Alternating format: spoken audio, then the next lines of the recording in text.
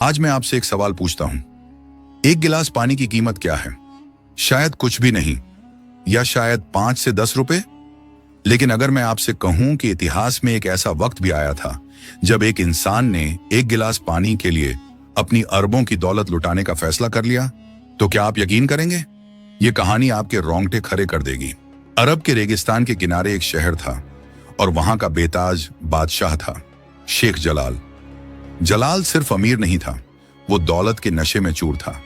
उसका मानना था कि इस दुनिया में ऐसी कोई चीज नहीं जिस पर कीमत का टैग न लगा हो और जिसे वो खरीद न सके। उसके खजाने में इतना सोना था कि वो पूरा शहर 2 बार खरीद सकता था। उसका एक ही बेटा था, हामिद, जिसे वो अपनी जान से ज्यादा चाहता था। एक बार जलाल अपने बड़े लश्कर के साथ रेगिस्तान पार कर रहा था। उसके साथ 50 ऊंट थे, जिन पर सिर्फ सोना, चांदी और बेशकीमती हीरे लदे थे। वो सफर पर निकला तो शान से था, लेकिन कहते हैं ना कि कुदरत के आगे किसी की नहीं चलती। दोपहर का वक्त था, सूरज आग बरसा रहा था। अचानक हवा का रुख बदला। देखते ही देखते आसमान का रंग काला पड़ गया और एक भयानक रेतीला तूफान आ गया। ये तूफान इतना जबरदस्त था कि जलाल का पूरा काफिला तिनकों की तरह बिखर गया। पहरेदार, नौकर, रसोइये सब अपनी जान बचाने के लिए इधर उधर भाग गए। जब तूफान थमा तो मंजर खौफनाक था।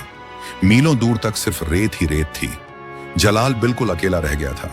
उसके पास अब सिर्फ 2 चीजें बची थीं, एक ऊंट जिस पर हीरों का संदूक लदा था और गोद में उसका 7 साल का बेटा हामिद। लेकिन जो चीज इंसान को जिंदा रखती है वो गायब थी, यानी पानी। जलाल ने सोचा, मैं शेख जलाल हूं, मैं रास्ता ढूंढ ही लूंगा। वो चलने लगा, लेकिन रेगिस्तान कोई बाजार नहीं था, वो मौत का कुआं था। 1 घंटा बीता, 2 घंटे बीते, गर्मी बढ़ती गई। हामिद का गला प्यास से सूखने लगा। बच्चे की आवाज बंद हो गई, वो बस इशारों से पानी मांग रहा था। जलाल ने घबराहट में हीरों वाला संदूक खोला। सूरज की रोशनी में वो हीरे चमक रहे थे, लेकिन जलाल को उस चमक में मौत दिखाई दे रही थी। उसने एक मुट्ठी हीरे उठाए और रेत पर फेंक दिए। वो चिल्लाया, लानत है इस दौलत पर, ये पत्थर मेरे बेटे की प्यास नहीं बुझा सकते। सोचिए दोस्तों, जिस हीरे के लिए लोग एक दूसरे का खून बहा देते हैं, आज वो हीरे रेत में कंकर की तरह पड़े थे। वो भागता रहा, गिरता रहा, उसके होंठ फट चुके थे, जबान अकर गई थी। तभी उसे दूर एक फटा पुराना तंबू दिखाई दिया। उम्मीद की एक किरण जागी। जलाल अपनी बची खुची ताकत समेटकर वहां पहुंचा। वहां एक गरीब चरवाहा बैठा था, जिसके पास एक मटका पानी था। जलाल उस चरवाहे के पैरों में गिर पड़ा। वो शेख जिसके सामने लोग सिर झुकाते थे, आज एक गरीब के पैरों में था।